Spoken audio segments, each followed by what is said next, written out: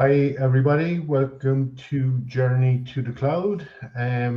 With us this evening and is presenting is Paul from London, and we have Stephen from London as well, Dan Ray from Chicago in the US, and we have Partop from India, and myself, Frank Falvey from Cork in Ireland. So, Paul, over to you. You can share your screen. Fantastic. And myself, Frank Falvey from Cork in Ireland. So, Paul, over to you. You can share your screen. Fantastic. And myself, Frank Falvey from My Cork. plan. Oh, got some noise coming through there. I think, Paul, that might be if you have another tab open. My plan. Oh, got some noise coming through I think, Paul, that might be if you have another. It's actually me. There. Sorry, Okay. that was me. there. That's you. Okay, it wasn't me. So just before I start, can I ask, because it makes more sense to do it this way, can I ask what everybody here knows about Morph before I start? Does everyone know what it is? No, I never heard of it. I have used it. Dan knows about it. Pratap, Sorry, please repeat it once again. do you know what PowerPoint Morph is? Yeah, so probably heard that word. So recently, one of my friends used that word. Okay, Stephen? Yeah. I think I've just PowerPoint. Yeah. Okay, so Dan's got the most experience. I'm just going to show you how it works, and I'm going to now present again. So let's go to my whole screen, share, entire screen, and there we are there. So let's go to my first presentation. So what it does is this is a square, orange square in the corner here. On the second slide, I've made it a little bit larger and moved the square. I've then gone to transitions and morph. And what Microsoft will do is use AI to change slide number 1 into slide number 2 using AI. So this is what happens when I use morph. Everybody got that? Super cool. So what we're going to do now is I'm going to show you a mini presentation that I've been working on, and you're going to see basically anything that's moving is going to be used morph to make this move. So I'm planning to use this presentation when I'm visiting America next month.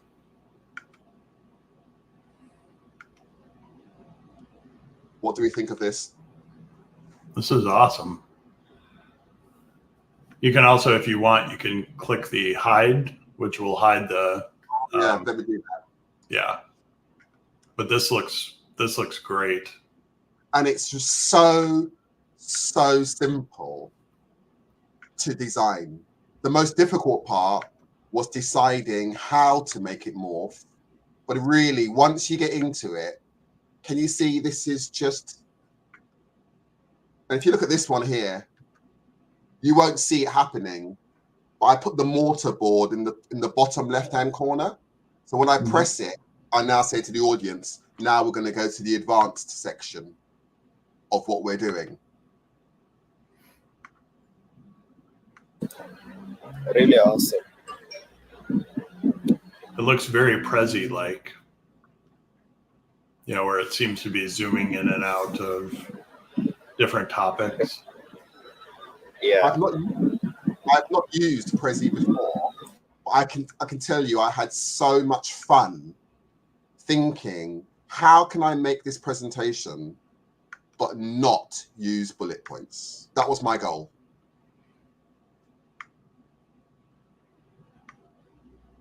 Then I come to this slide, which will completely confuse people.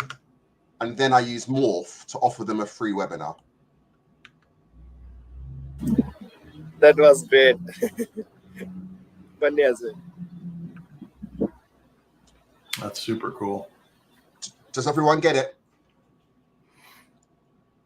Yeah, so the next thing I'm going to do is show you different items in PowerPoint we can use. And essentially the way I've done this is I've just gone to insert and I've gone to most of these items and I've just used morph to test it out. Is it okay if I just go through it? Or Yeah, do you want absolutely. to see the slide background as to what I've done? Or can I just show you what I've done and you can stop me if you'd like to know more? So 3, 4, 1, I think it was. There we are. Okay, slide number 1. Slide number 2. Number 1, and it's just rotated. This is changing the color of your object. This one, I just added a photograph to the screen, added a special effect. Then on the second slide, I gave you the original picture, which is quite emotional if you get it right.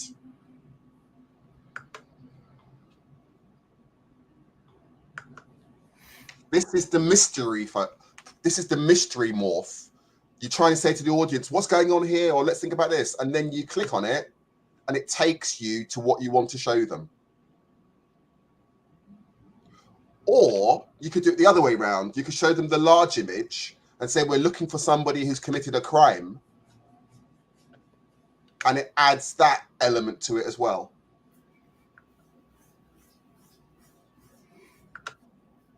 Here we are at school, but do you know how difficult loneliness can be? Or maybe I should have made the rest of it black and white and made him black and white and made the rest of them in color.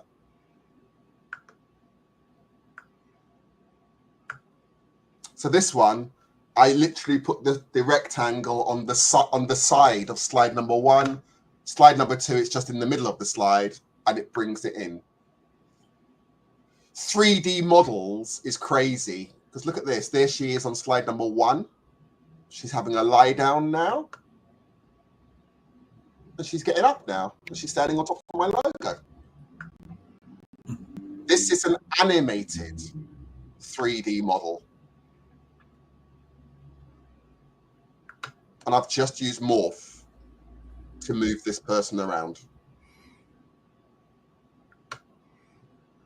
This one is really, I love this one.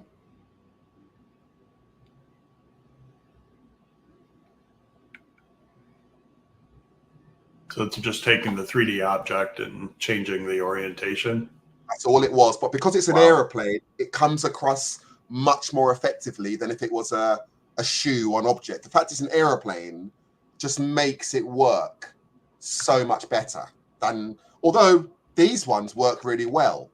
Yeah, as well. These work great. But if you choose the wrong model, it's just going to be something moving without any purpose.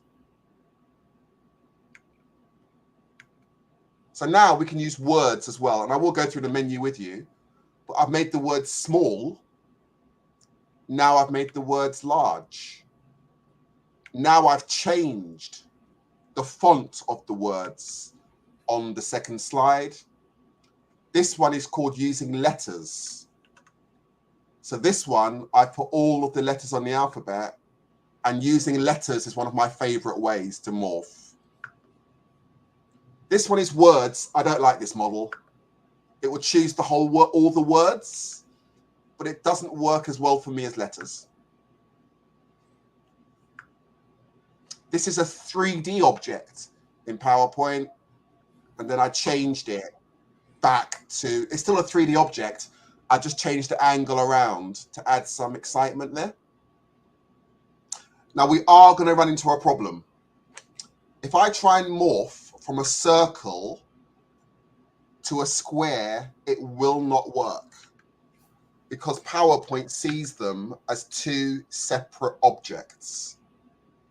So what I'm going to need to do is bring up the selection pane under shape format, and I need to put 2 exclamation marks in and give it a name. So I'm going to call it shape. Then go to the second object and do the same thing. 2 exclamation marks, call it a shape. They have to be the same name with 2 exclamation marks.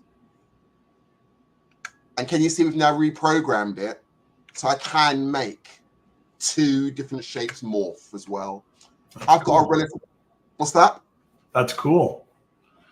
I hadn't thought about that. You know, the different shapes being different object types or, you know, object names. That takes it to another level. Yeah. I've got a relatively boring table here, but then I use morph. And can you see that makes the excitement of the top month much more interesting? I've got an icon in PowerPoint, so I can just move the icon and change the color as well. This one, I used the exclamation mark. It didn't work as well, but it is using the exclamation mark. Changing a man into a lion didn't work well, but I tried. This one is using merge shapes. Do people know about merge shapes? I think I've played around with that. It's kind of like grouping, right? Where you take like a line and a circle. So I'm going to go in, put in a shape. There's my shape there. Then I'm going to go back in, draw another shape. But then I have to select both shapes. And there's your menu, merge shapes. So I've done that.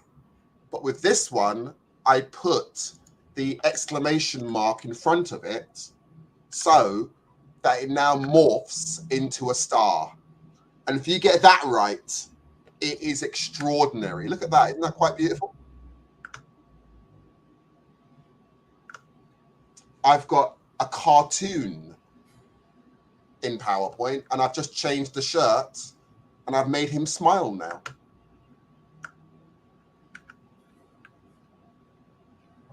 Going back, there's a feature called Cameo. So it says camera in use by another app. So I think I need to turn off my camera. Stop the cam. So if you go to insert, the button I'm using now is called Cameo. Click on here. And I think it won't let me do it because it still thinks. Can I refresh this page and see if that works? Yeah, you might, if you refresh the browser page, you might get kicked out, but you should come right back. Let me open up a new presentation then. Okay. File, new, Cameo, present. Oh, it still thinks I'm in use. Well, it's really hard to show you without turning the camera off and messing things up. But essentially, all of these, let me show you another presentation. No, it won't work because it won't let me use the camera. But the idea with this one is I would appear here on the side. I would appear here, and I used morph to make every time I go from one slide to the next, it would morph me from one slide to the next. My friends, that is PowerPoint Morph. And is there any questions you have for me around Morph? Where did you come up with all the ideas for this, Paul? I literally went to the insert menu, added every object I could to see if it would morph. Okay. And that's literally, I just went in there and thought, a table is relatively boring. But if you make it plain on slide number 1 and then zoom in and change the color, you're creating some excitement. So I literally went to every object and just pressed morph. So for example, when I went from one shape to the next, it didn't work. So I just did some research and found out that the exclamation mark will make it work for me. I then went into merge shapes just to see if it would work. I then changed the angle of shapes, and it's literally just testing it. But the other way to do it is I will not use bullet points in my presentation. Then you have to sit there and think, how am I going to get my message across without using bullet points? And that makes it much more fun because then you have to use morph. And when I had the presentation, if I can just present one more time, if you don't mind. Sure. Entire screen. When the organization gave me this slide, that was the original slide they gave me.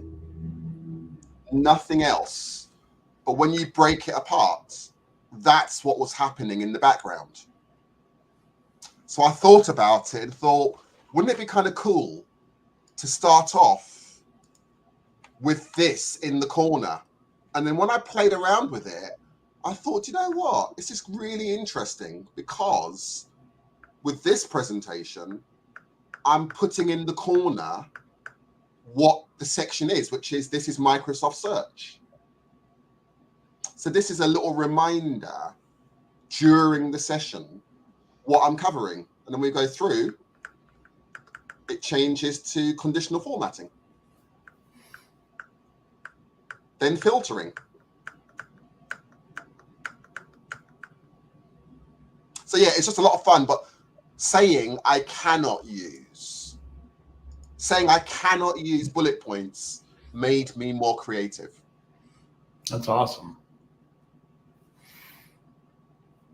Thank you. That's it. Yeah. Welcome, Lance. Yeah, no, that's creative. Yeah, amazing. Yeah, yeah. But how did you take the time to sit down and the patient to just to other? I know it took a lot of time to do that. It's literally telling myself I am not allowed to use bullet points. That's the starting point. Because doing a presentation is easy with bullets. Mhm. Open the slide, put the heading in, and you use bullets. Very easy. I decided for my presentation in America, I will not use bullet points.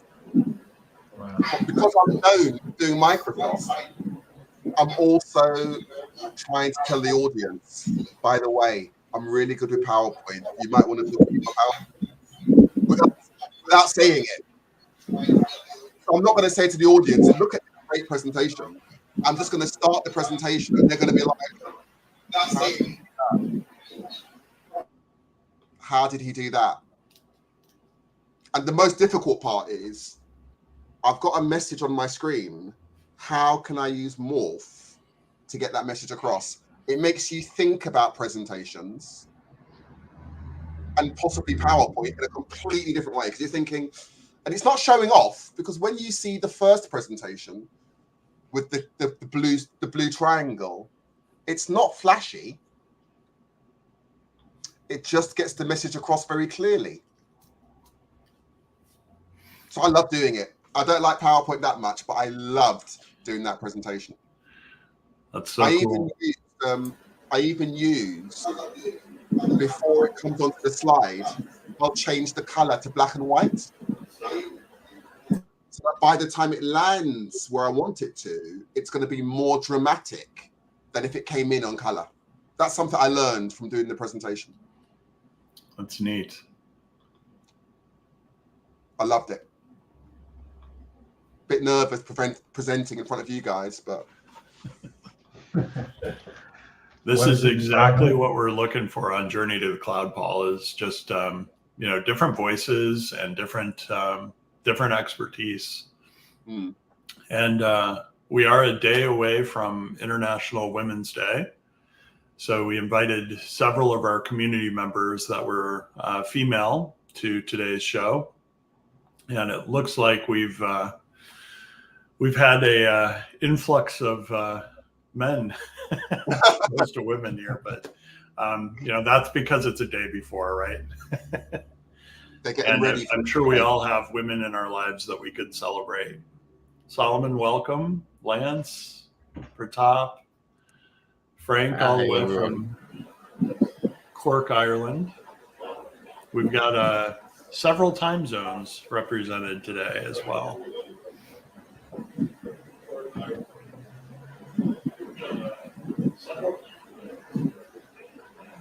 So Lance is in the US. Dan? Yep. I'm in the Chicago suburbs, so central time zone.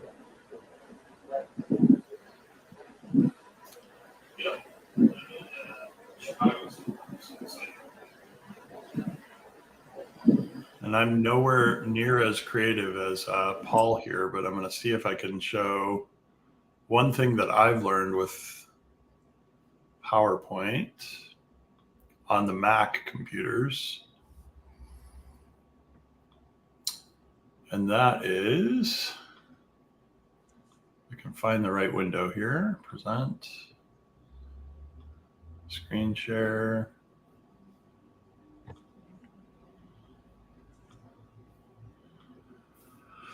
That Mac computers, for some reason, don't consider the camera object as something that is locked when you're on different slides. So, Paul, the struggle you had with setting up the camera, when you're on a Mac, you can use the camera object in multiple applications. So I have it used in, right now, StreamYard. I could open up Microsoft Teams and use it there. I could use it within the presentation that I've opened here. And the nice thing about the Cameo objects are you can use multiple. I realized that. I haven't really thought of the use case, maybe for showing that you could have multiple, speakers or multiple people in a use or in a slide.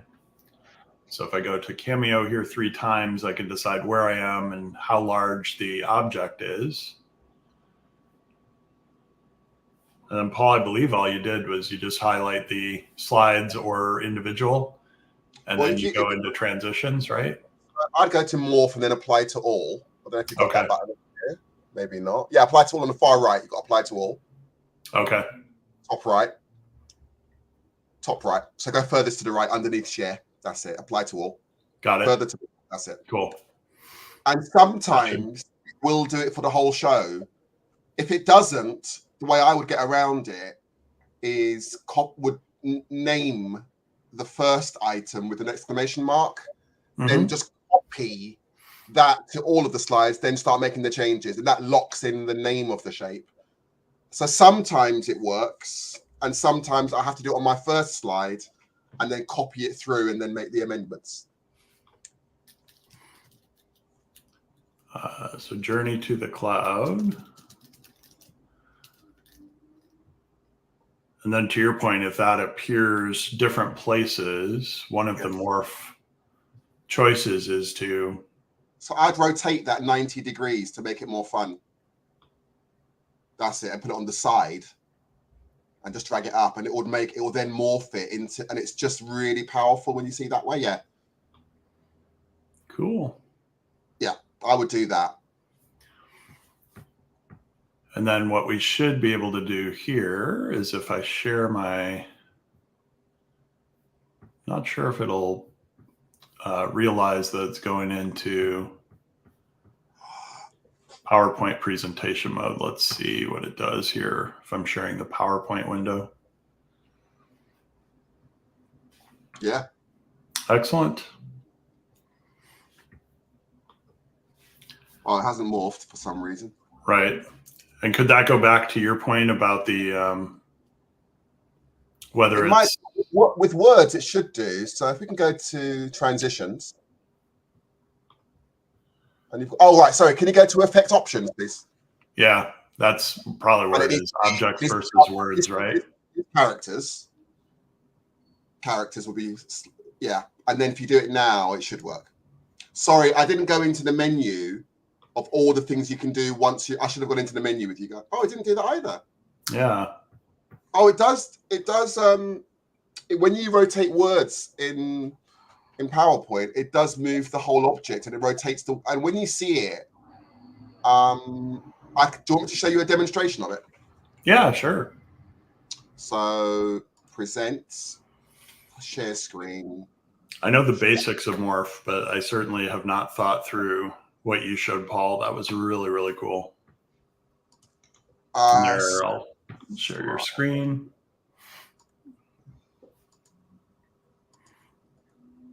Steve, where is it? There it is. So you can see the word Steve on the side. Mm-hmm. then it goes and drops down. So if I do it this way, Shift and F5.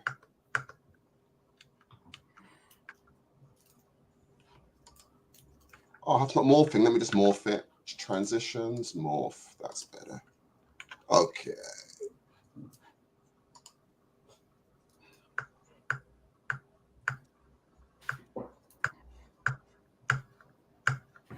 Oh, I don't know why it's not working with this software. It's really, really odd.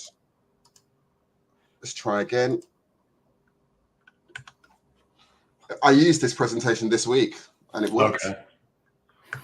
Yeah, it's not morphing now,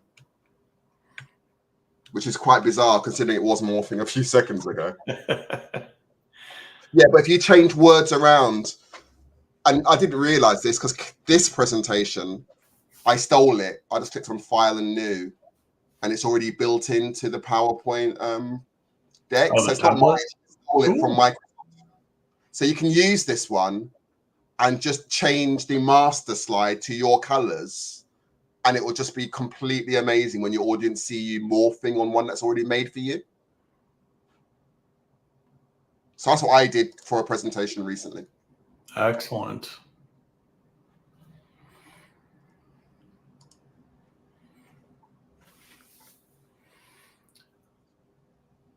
Frank, I don't know if you have any topics to cover today, or if anybody else. I know we were talking about Copilot previously. I just had some related into Koa today, if you don't mind. Oh, and Stephen? Yeah. Okay, let me just share my screen. Sure.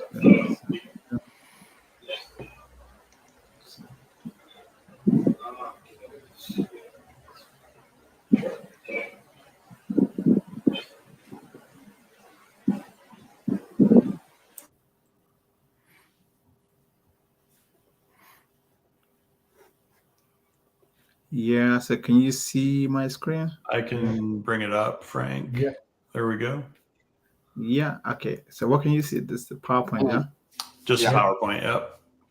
Okay, yeah. So quickly, I just want to share like the difference between Microsoft 365 groups in that admin center versus the Entra admin center. So the difference, yeah. So I think I was reading, I just come across something like this, and which what I came across is I saw the difference that when you create a if you create a Microsoft 365 account, group in admin center, you have the opportunity to choose either you want it to be private or public.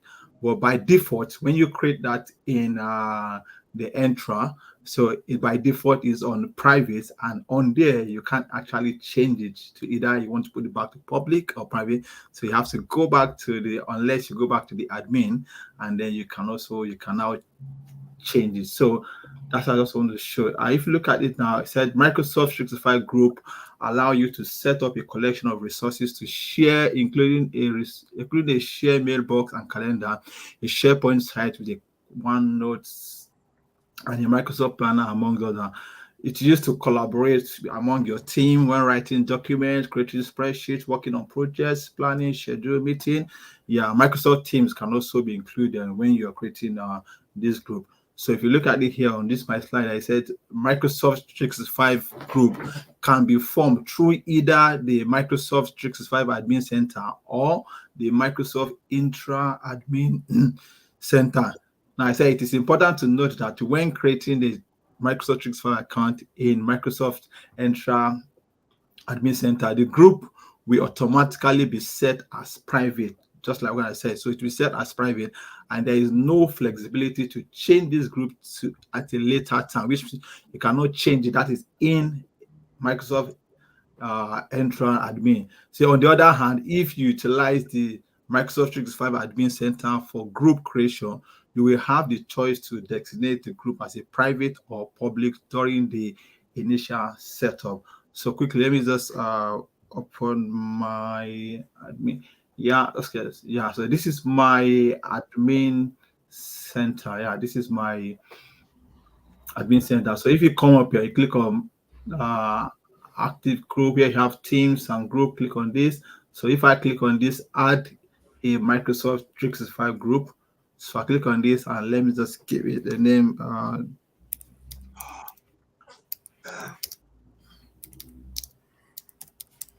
To say journey to cloud. And if I click on next, here assign an owner to it. Just give myself. Yep, assign owners, and then you click on next. So here you can assign members if you want to, and I will come back to that later. Then here, just give it a name, Jolly. Now from here, you can now decide to choose if you want it to be public or private. So these are the two options when you are creating it in your Microsoft 365 Admin Center. So I can choose either I want it to be public or I want to be private. So let me choose public, and then click on next, and then you click on create group. If after creation and I feel that no, this group should be private, then I have the option of going back to the settings. So I can go back to the settings, just go back. I'll click on it and then just go back to the settings. I have the option to change it back to private or public, and then you save, and that is that. Well, in the other hand, if I go to my Microsoft Entra ID, which is your identity. So if you click on this here, if I create the group here, which is here, if you come here, click on groups, click on all groups, and then you say new groups. Here, if I click on Microsoft 365 group here, and then give it a name, let me just say NDGT 01.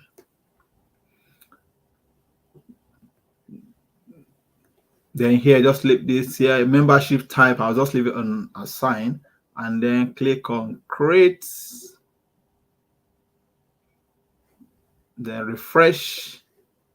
So if you go back here and then you look for that same group, if I feel that, oh, I need to change this back to, you can see during the creation of this group, there's no option to choose either public or private. So, but by default, it's going to create a private group for you. So if I feel that I want to change it to public, I don't have the option to do that here. There's no option to change it in your Microsoft Entra ID. There's no option to do that.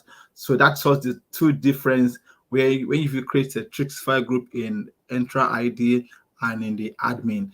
So if I go back to here, my admin center, and if I come back here, refresh, I'm going to see that group, and I can have the option to, this is the group. I can have the option to change it. Go to settings. So you can see by default, that group is in private. This is by default. So I can change it to public if I want to. But whereas here, I don't have that option to do that if I decide to, change it. Yeah.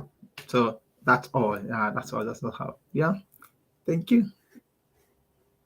Very good, Stephen. Thanks for sharing that. Hey, mind if I show something myself here? Yeah, go ahead, lads. All right. Yeah. I don't know if a lot of people have seen this in Outlook, the new Outlook, but there is a groups function within the new Outlook that is really helpful when you're trying to do adoption to people in you're trying to adopt them using Microsoft 365 groups. Let's see.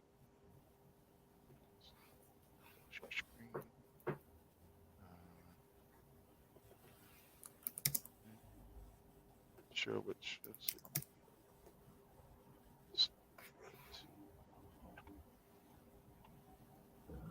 See if you guys can see that. Can you guys see it yet or no? No? Yeah.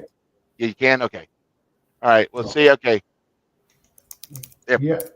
Okay. There you go. So in the new Outlook, you have, your mail, contact, calendar, people, and groups. Groups is a new feature. You have to kind of enable it in your tenant if you haven't. Microsoft tries to enable it for you, but there's a couple steps you can go through it. I'm sorry, I didn't really prepare for this, but I just wanted to show this. So if you got users at groups that own their groups, you can actually they can filter by what they're owned of and they're a member of. And in this particular group setting, they have access to their group mailbox. They also have access to the SharePoint site if there's any files in the SharePoint site. They also have the team calendar available to them. They can add events and do new events, and they can actually view the membership list. If you are the owner of the box, you can actually go in and edit the group. You can add, remove members, invite others, and you can actually go to the settings of the group and then do edit group. And here you can go in here and you can set whether you want the group to be, you can set the name of it. You can set whether you want it to be public or private. You can change it there too. So if you got a group that came out and you don't have time to change it for the user of the group, they can go in. You can have the owner of the group go in and go to the edit group settings and change the privacy here and change it to private and back to public if they need to. But they can do everything that they used to be able to do in some of the web pages. They've actually added it to Outlook now, and they can actually delete the group. You can discard any changes, and you can do your membership here as well if you want to add people and remove people. It's pretty neat. You got access to OneNote from here. You also got access to Planner and the actual SharePoint page if you got a SharePoint site. So it really helped when I was trying to get people in a large organization that were trying to switch over from distribution groups using DLs. They're like, I want create me a new DL, please. Create me this DL with these people. I'm like, no, you can go here in Outlook. Let's download the new Outlook. And the thing about the new Outlook, unless you have specific settings in your policies, most people go to the Microsoft Store and they can just download this version from the Microsoft Store. It's very easy to download and install. It will transfer all your settings from the existing Outlook, whatever version you have. In Office 365, it'll switch it over to this, and it will connect all your accounts. And so you can also do new group, name your group. You can set public or private, however you want to here, and then add your people, and you can do it just like that. You can actually have your people create their own groups if they need them. We used to have restrictions on that, so there's a setting that you can set to make a specific group of users be able to create M365 groups. But this stops people from creating SharePoint sites. It stops people from creating some teams and also from being able to do some other things. So it's important to read through that documentation when you're doing that. So, but yeah, I think this is, you can also change the settings. You know how people in the groups, you got teams or you got group distribution groups, like, well, we want all our people to get their emails in their inbox. And that's another thing I used to teach is to have people look in their mail and then look in their groups setting as far as here, if they want to look at new emails. They could go in their groups in their Outlook and go into groups and find the emails that they were looking for. Like, I didn't find the group email. I was like, well, it's easier to go here now and go to your group, and then you can see everything. You can see the email, if you got calendar events, whatever you want. You can change your setting. You can also, if you go to the actual settings for the entire group, you're an owner, you can tell everybody if you want people outside the organization to email the group, or if you want everyone to receive their emails in their inbox or not. So there's Lance, can I ask you a question? Yeah. Can you click on the files tab for me, please? I don't know if you've got anything in there if it's empty. Sure. So is this the files that have just been emailed? Oh, it's taking you to share. Yeah, it takes you to SharePoint. Yeah. So, but you've got the SharePoint tab at the top as well. Yeah, and it'll open the actual SharePoint document. page. So if you have if you actually have a group site, like a communication site with stuff you post, that SharePoint will take you to the actual SharePoint homepage. Yeah.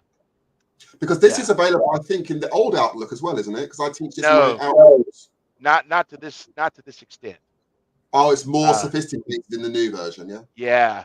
They had the group stuff, but they didn't have all these links and all this availability at the OneNote seems to be a real nice feature too. People like as well.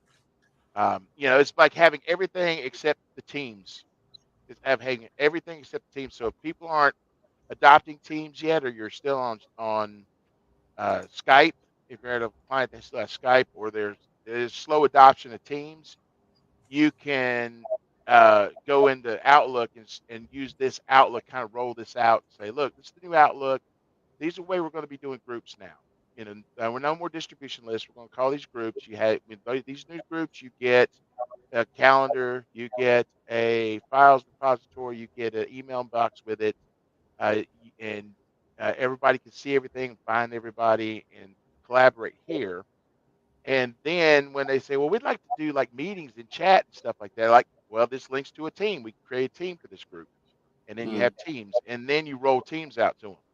So it's kind of like you kind of get the champions to kind of, or your heavy email users. A lot of the upper C-suite, the management that use Outlook heavily, love this feature. They love like now I can start talking to my people, and then we can start like connect our meetings with teams, and they just start like, wait a minute, it's all connected together. And like, yeah, they'll just put a file in Teams in a Teams meeting, and it'll show up in this files folder.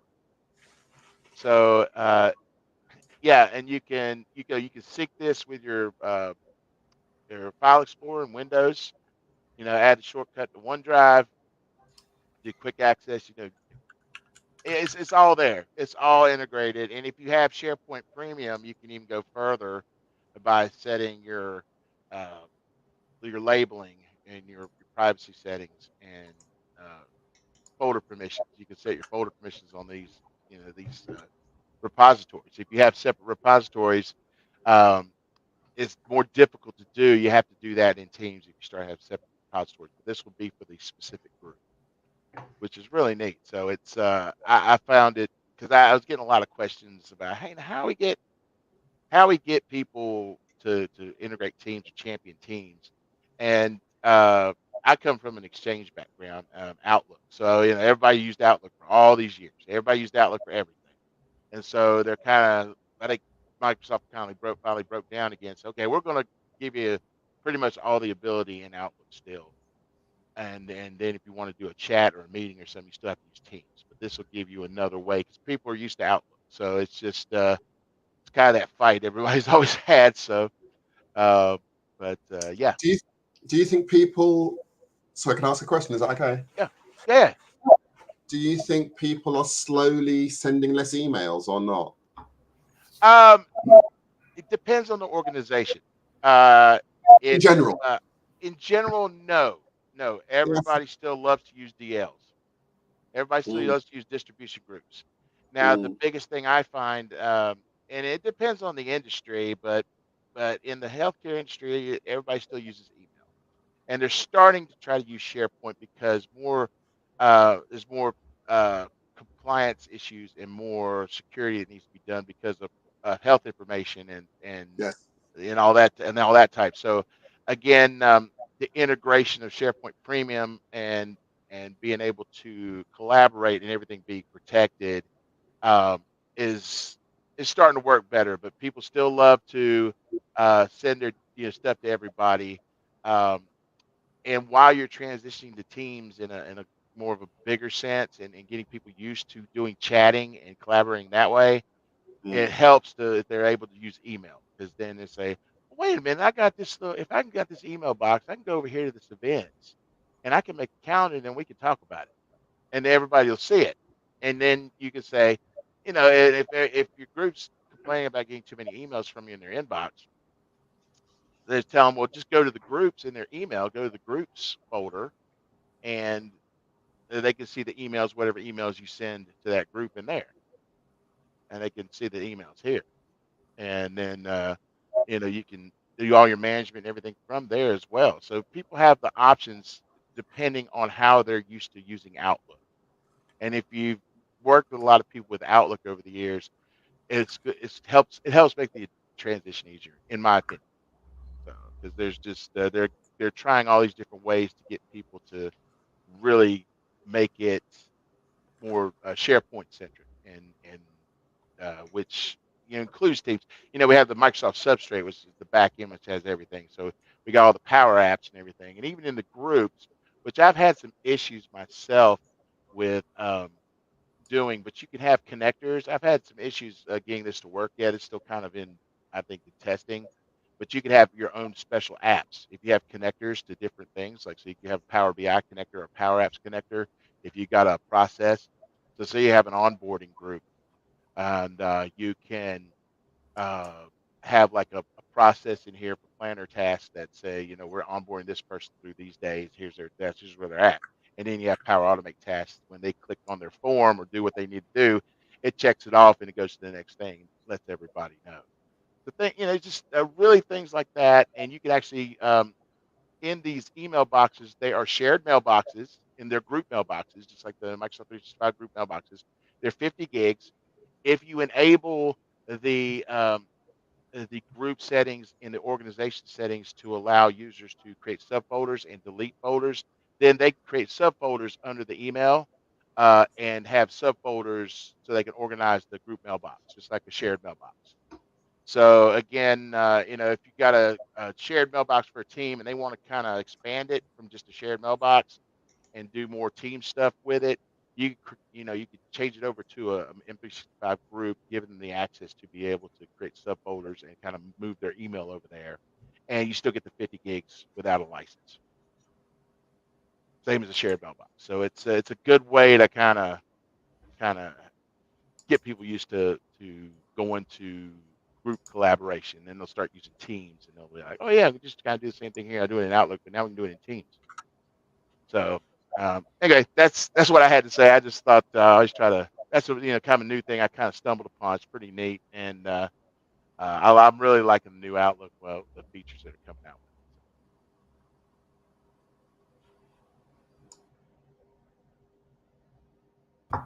Excellent demo. That was great. I think there was a lot to learn. Thank you. That's So good. is there anyone using the new Teams? How have you been? How does it look from your end? It's It's amazing. been pretty good. The new Outlook for me sucks. Yeah. New Outlook, I'm not a fan of. It's the first time that Microsoft have apparently upgraded a product, and I've actually hated it. But the new Teams, I think maybe Dan, you'd agree, most of the stuff with the new Teams is under the hood, and it's just so much faster and so much more reliable than the old Teams. Yeah, I would agree. And I couldn't believe I clicked a button and it came up with the window straight away, whereas the old Teams would be like, I'm getting there. The new Right. Team, it's immediate. It's extraordinarily fast. Yeah. Yeah. Here's an example of that. Yeah. That camera not being locked. I've got it open in Teams. I have it open in OBS. I have the camera open in Zoom, and I have it open in PowerPoint on a Mac. Wow. So that was one little thing that kind of hooked me on. Well, I think I need another computer. I don't think it needs to be another Windows computer. I still love Windows, but the Teams, whether it's on Mac or Windows, I would totally agree. The new Teams client is much faster, much more responsive. I can do things like switch tenants while I'm in a meeting. So if I want to switch over to my Microsoft tenant, I can do that, and it doesn't kick me out of the meeting as part of it. Yeah. A quick thing. One thing I forgot to mention. I wanted to mention about the new Outlook. It is the same as the Outlook for the web app. So if you're where you're working is kind of against rolling out a new client, you can have them just use the Outlook on the web. Even if no matter what platform they're on, you can Outlook on the web. They go to the groups icon and get used to doing the groups. So I think with my group is using stuff like mail merge, conditional formatting, categories, and filters, and those haven't come across properly yet. Yeah, so the main Outlook is there, but it's the things that I look after executive assistants, and they use these tools to increase their productivity. And I'm sure that the new Outlook is wonderful, but it's not it's not got the same features as the old Outlook. It's getting there. They're coming out with them on the roadmap like really quickly. Is there is the roadmap public or not? It should be. It should be on. I think it's on the roadmap side, if I remember correct. Yeah. Oh, I didn't know there was a roadmap. Sorry, I'm very new to Microsoft in terms of. Yeah, there's a actual roadmap site that for all the products, and you can see what months everything's coming out. Okay, I'm going to try and find that site. Yeah, I've got the public page open. So Paul, there's also an admin page and roadmap, but this would be the public from the product perspective. Okay, so that's where I get a lot of my LinkedIn stuff to post. I'm like, they're coming out with this. They're coming out with this. Are any of you here using pictures much in ChatGPT? I've played around with it a little bit. I had a post last year that got 500,000 views. Wow. Do you want me to show you the picture? Yeah, that'd be cool. So it's present, share screen, entire screen, I think it's going to be, isn't it? Share. Yeah. If I go to, and I was shocked because most. Frank, do you want to bring that up, or do you want me to? Yeah. There, thank you. There we go. Perfect. So let's go to notifications. Where's my notifications? There we are. So let's go here. So this is showing the low priority message in Outlook. And this is only a couple of days ago, but this has got 3,000 impressions. Wow. Not because of the post, but because of the picture of the light blue arrow. And it's something Christina and I are working on, is producing Microsoft tips with the right image to get more people engaged with it. So let me show you the image that we produced. And we were shocked. There's the image. Wow. Wow. Now this image is beautiful, but it took an hour to produce it. Mm. If you look at the numbers, nearly 5,000 reactions, 200,000 impressions, 500 comments, and 307 people reposted it. Not because of the post, but because of the picture. That's amazing. Yeah. Christina and I are doing a lot of work on Pictures for trying. 1,000 likes. Yeah, but we posted it in other groups as well, and people started not borrowing the image to use in their post as well, which is a really nice way of saying we love it so much we're going to steal it. Right. So yeah, Christina and I are working on showing a Microsoft tip, but finding the image that makes people want to share it as well. Because a Microsoft tip, even if it's brilliant, we find it doesn't work unless it's got a visual with it. Yeah, I would agree. We're learning that, but ChatGPT for images is extraordinary. How much more traffic I've got in the last year. That's awesome.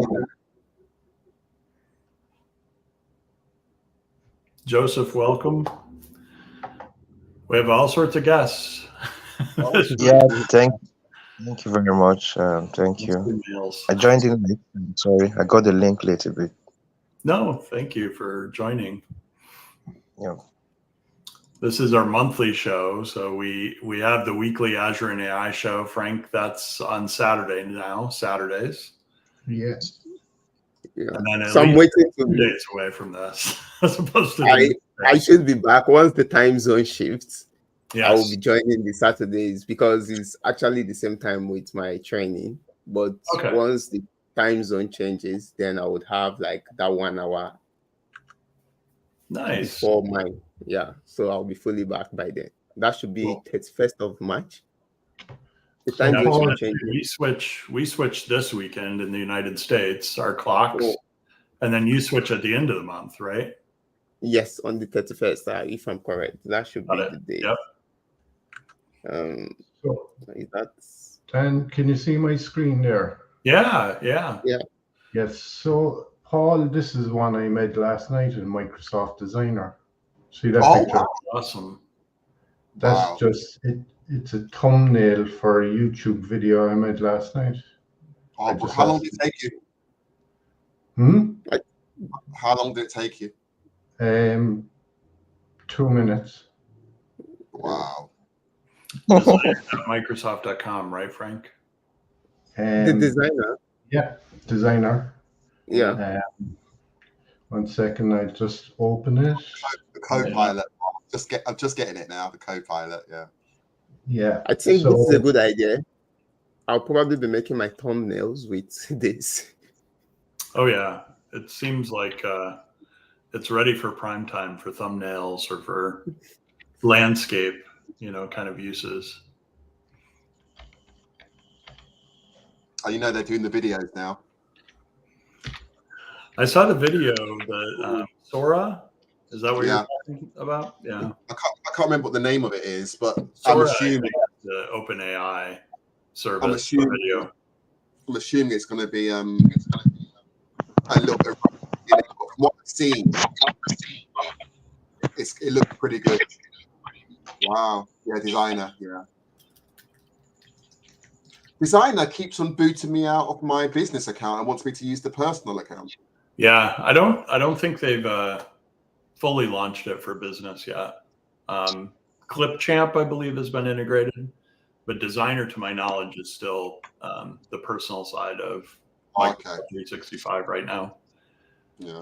And it saves to your personal OneDrive the images, which is nice because then you have the ability to get back to the old ones. Like Frank said, this might have only taken 2 minutes, but what if you want to use it and just change one aspect of it or add to it? Or very cool, Frank. Very nice. Yeah. Did you add all the stuff in the background then? Are those all like objects like the YouTube and the... Yeah, so I just put in the prompt and make me a thumbnail for a YouTube video of Microsoft Copilot. It just gave me all this. That's awesome. So did you try something? There's something I tried when it was released. I used the same prompt multiple times. So I just keep trying the same prompt, seeing all the possible images I could get. These are some of the ones I made up, some of my previous ones. Okay. But we did the same prompt you are using. Did you try to repeat the same prompt? No, I didn't try that. Okay.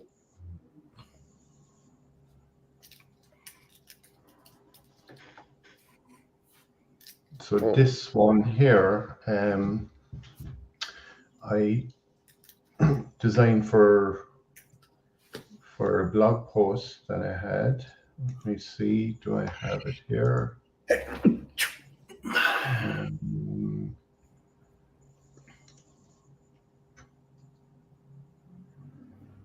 So yeah, so this one, hybrid cloud management with Azure Arc. So there's kind of Azure, and there's all the stuff all around it, like so. Great. I just gave it the prompt, make me a picture for hybrid cloud management with Arc, and this is what I came up with. So it's cool. Cool stuff that it can do, Designer. So that's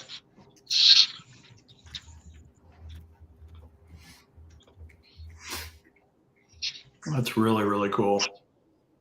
Yeah, some of the stuff Designer is really kind of moved on from what it was about a year ago. Yeah. Yeah. Does anybody have big plans for International Women's Day tomorrow? That was on Friday. Yep, Friday. I'm going to do what I normally do and get them to avoid me. That's what I'm planning to do. Yeah. I know So I just for- did a I Am Remarkable workshop with Women in Teams, which is a group that my boss and Lori Popmeyer and Joy Apple put together. There's several people that have been involved in Women in Teams. And I presented about I Am Remarkable, which is originally a Google initiative, which is now a NGO, a non-governmental organization called Remarkably, without all the vowels. And it's about self-promotion and sharing achievements. And we condensed what's normally a 90-minute session into 60 minutes, but ran that on, I guess it was Wednesday of this week for Women in Teams. And we had about 17 to 18 participants. Okay. So then we're kind of just gone over the hour, I think. Yeah. I think we started 2 or 3 minutes late. We're ending, it looks like 4 after the hour. Okay. So thanks everybody for attending. Paul, great demos. Frank? If anyone is struggling with morphing, I'm happy to do a session and we can maybe work on a presentation together, because most of the stuff in morphing is the thinking, not the actual morphing. It's like, what do I want to do? So if anyone wants to connect with me on LinkedIn, I've got the time to help anybody out. I've got no problems with that at all. Sure. Awesome. That's great. Paul, thanks. Yeah. Thanks, everybody. And Thanks all. Yeah. Thank you, everyone. Yeah. You too. back again same time next month. Yep. Yes. Go.